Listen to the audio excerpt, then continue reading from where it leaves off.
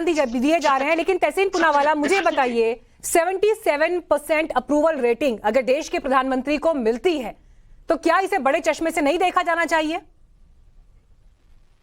नहीं, क्योंकि ये रेटिंग्स में मैं विश्वास नहीं रखता हूँ। चुनाव आएंगे, पता चलेगा। और अब इस वक्त मैं ये चीज मानता हूँ मोदी जी, लेकिन चुनाव में भी तो बीजेपी जीत रही है ना फिर अलग अलग राज्यों में। अपनी बात कर दूं, क्योंकि अगर आप इंटरप्ट करोगे तो यहाँ पे लैग है। लेकिन चुनावों में तो लैग है। अगर मैं अपनी बात कर दूं तो फिर सुनाई नहीं दे रहा है, तो दर्शकों को पूनावाला बस एक पॉइंट यहाँ पर कहना चाहती हूँ। आपने कहा कि रेटिंग पे आपको भरोसा नहीं, कोई दिक्कत नहीं है। आपने कहा रेटिंग पे भरोसा नहीं, जनता की अदालत में फैसला होगा। तो चुनावों के जो नतीजे आ रहे हैं वो तो आप भी क्लोजली मॉनिटर कर रहे हैं। क्यों कांग्रेस पार्टी श्रिंक होती जा रही है और क्यों बीजेपी की जो पोजीशनिंग है देश के बाकी राज्यों में सरकारों में बढ़ी है, ऐसा क्यों हो रहा है फिर? क्योंकि बीजेपी के पास ईडी की ताकत है, सीबीआई की ताकत है, इनकम टैक्स की ताकत है। और ईडी के द्वारा से जो चुनाव हार गए, चुनाव जीत गई बीजेपी। मध्य प्रदेश हार गई थी बीजेपी, गोवा हार गई थी बीजेपी 2012 में, वो 2017 में चुनाव जीत रही है वो ईडी के ताकत से। और उन्हें कोई कुछ नहीं करा। मुझे मूल बात कहनी है, मूल आपका डिबेट किस चीज पे? क्या वर्तमान प्रधानमंत्री साहब बिल्कुल सत्य बोलते हैं या असत्य बोलते हैं? मैंने आपको बाटला हाउस का सत्य के चैनल पे मैंने बताया। मैं आपको और एक चीज से अपनी बात समाप्त करना चाहता हूँ।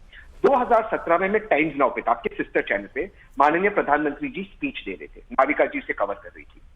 प्रधानमंत्री जी कहते हैं, मैं प्रधानमंत्री जी को कोट कर रहा हूं टाइम्स नाउ के हवाले से, कि देखिए मेरी सरकार यानी कि उस वक्त की वर्तमान केंद्र की सरकार को तोड़ने की साजिश हो रही है। इस साजिश के पीछे जनरल दीपक कपूर है। गुजरात में चुनाव करते हुए प्रधानमंत्री जी जनरल दीपक कपूर और हमीद अंसारी पे आरोप लगाए प्रधानमंत्री जी ने। मुझे फैक्ट चेक करना 2022 में है। क्या आपने दीपक कपूर को अरेस्ट किया, हमीद अंसारी को अरेस्ट किया? अगर या तो आपने तब झूठ बोला या तो आप आपकी संवैधानिक ड्यूटी पे फेल हो गए। मैं दूसरी चीज अपनी बात समाप्त करता हूं। 26/11 मेरे व्यक्तिगत मित्र हेमंत करकरे इस देश के लिए शहीद हुए। नाविका जी से बात करते हुए प्रधानमंत्री जी ने कहा, मैं प्रज्ञा ठाकुर जिसने मेरे दोस्त शहीद हेमंत करकरे को गाली दी उसे हृदय से माफ नहीं करूंगा। क्या एक्शन लिया प्रधानमंत्री ने प्रज्ञा ठाकुर पर? मैं आपसे पूछ रहा हूं, मेरे मित्र शहीद हुए इस देश के लिए, क्या एक्शन लिया प्रधानमंत्री जी ने? आपके चैनल को यह वादा किया था। इसे झूठ ना बोले तो क्या बोले हम? ठीक है, जीवीएल साहब जवाब दीजिए। मीनाक्षी जी 10 सेकंड आ रही हूं विजय जी। जीवीएल रिस्पॉन्ड करने वाले एक बार। तहसीन यहाँ झूठ बोल रहे हैं। झूठ बोलने वाले कांग्रेस नेता है और कांग्रेस के समर्थक है। ये बाटला हाउस एनकाउंटर में जो सलमान खुर्शीद ने जो कमेंट किया था, मेरे आंखों के सामने सोनिया गांधी रो पड़ी, बच्चे मर गए, आतंकवादी बच्चे मर गए। तो क्या ये झूठ है? तो फिर उनको क्यों सरकार से क्यों नहीं हटाया गया? पार्टी के पदों से सलमान खुर्शीद को क्यों नहीं हटाया गया? ये दोनों एक तरह से वोट बैंक राजनीति करने वाले सोनिया गांधी और कांग्रेस पार्टी, सलमान खुर्शीद इतना बड़ा झूठ बोले हैं तो फिर पार्टी से उनको निकालना चाहिए था ना। लेकिन जीवीएल साहब ठीक है जीवीएल साहब, लेकिन सवाल ये भी है, आप 2008 के बाटला हाउस एनकाउंटर का जिक्र करते हैं। सर एक सेकेंड, जीवीएल साहब आप साल 2008 के बाटला हाउस एनकाउंटर का जिक्र करते हैं, झूठ बोलते हैं। ठीक है सर, मेरी बात सुन लीजिए। जीवीएल साहब, बाटला हाउस 2008 में हुआ, उसके बाद कांग्रेस पार्टी की सरकार, यूपीए सरकार इस देश से चली गई, 2014 में आप आए, फिर 2019 में री इलेक्ट होकर आ गए। आज भी क्यों बाटला हाउस को याद दिलाने की जरूरत पड़ रही है, जबकि 2 रेजिम आप ऑलरेडी जीत चुके हैं, जनता का मैंडेट ऑलरेडी आपको मिल चुका है, उसके बावजूद ये याद दिलाने की जरूरत क्यों पड़ रही है? आपको किस बात का डर है? नहीं मीनाक्षी जी, जनता की 2008 में जो घटना घटी उसको हमको भूलना चाहिए। आज नहीं, 100 साल के बाद भी उसको याद रखना पड़ेगा, क्योंकि कांग्रेस पार्टी किस प्रकार एक अवसरवाद राजनीति करती है, आतंकवादी को भी, आतंकवाद के साथ भी समझौता करती है अपने राजनीतिक वोट बैंक के लिए। ये बात सर जनता ने उसे याद करके 2 बार आपको मैंडेट दे दिया, 2014 और 2019 में 2 बार मैंडेट दे दिया, कई राज्य सरकारों में भी मैंडेट दे दिया, लेकिन फिर आपको क्यों बार बार उसी को जो है बयानों में लेकर आना है? ये मेरा सवाल था। जनता मैंडेट नहीं,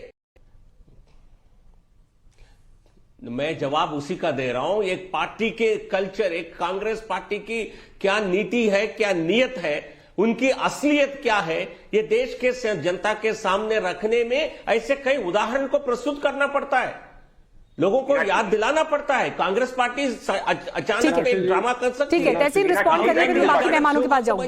ठीक है तहसीन, ठीक है तहसीन पुलावरा रिस्पॉन्ड करिए, फिर मैं आशुतोष जी और मुनी साहब के पास जाऊंगी। बोलिए। एक झूठ को बार बार दोहराना। मैंने आपको सोनिया जी का पत्र पढ़कर सुनाया जो उन्होंने माया जी को, शहीद मोहन जी की पत्नी को लिखा। हाईएस्ट अवार्ड मिला। सलमान खुर्शीद ने एक बयान किया जो गलत था। जनार्दन द्विवेदी मीडिया इंचार्ज ने इस तरह बयान को नकारा। एमपी साहब प्लीज मेरी बात होने दीजिए ना, हम दोनों बात करेंगे तो सुनाई नहीं देगा। प्लीज प्लीज मेरी बात होने दीजिए। मोहन शर्मा जी के फ्यूनरल में आप बात को मत आप बोल दीजिए, फिर मैं बोलता हूँ। आप बोल दीजिए। सलमान खुर्शीद के ऊपर क्या किया गया? मैं बोलता हूँ सर, आप समाप्त कर लीजिए ना सर। ठीक है सर, अब सिर्फ बाटला हाउस की डिबेट नहीं है सर, उसके आगे भी जाना है। फटाफट कंप्लीट करिए अपना पॉइंट। मुझे उत्तर देने दीजिए ना। ठीक है, 2008 के मुद्दे पर अब मैं 2022 पर डिबेट नहीं चाहती, उसके आगे भी जाना है। कंप्लीट करिए तहसीन पुरावाला, फिर मैं अगले पॉइंट पर जाऊंगी। प्लीज कंप्लीट करिए। प्लीज, मैं बहुत संक्षेप में बोलूंगा। शहीद मोहन शर्मा जी के फ्यूनरल में उस वक्त के गृह मंत्री Chidambaram, MOS home, chief minister Delhi सारे गए थे। बीजेपी का एक भी नेता नहीं था। लेकिन मैं अपनी बात समाप्त करना चाहता हूं। आईएसआई को पठानकोट में बुलाने के लिए क्या सजा मिलनी चाहिए आपको? आतंकवादियों को बिजनेस क्लास में अजीत डोवल के द्वारा काबुल और कंडाहार भेजने के लिए क्या सजा मिलनी चाहिए आपको? मैं आपसे पूछता हूं। आपने आतंकवादियों को रिलीज किया, जिजा की कब्र पे जाके अपने सजदा करते कहा इससे बड़ा सेक्युलर आदमी कोई नहीं है। क्या सजा मिलनी चाहिए आपको? सलमान खुर्शीद को कांग्रेस ने नकारा। मैं ओपनली कहता हूं नकारा, कहा गलत है। आप कहिए मोदी जी गलत था आईएसआई लाने को पठानकोट पे, कहिए गलत थे वो। मैं कह रहा हूं सलमान गलत थे। ठीक है।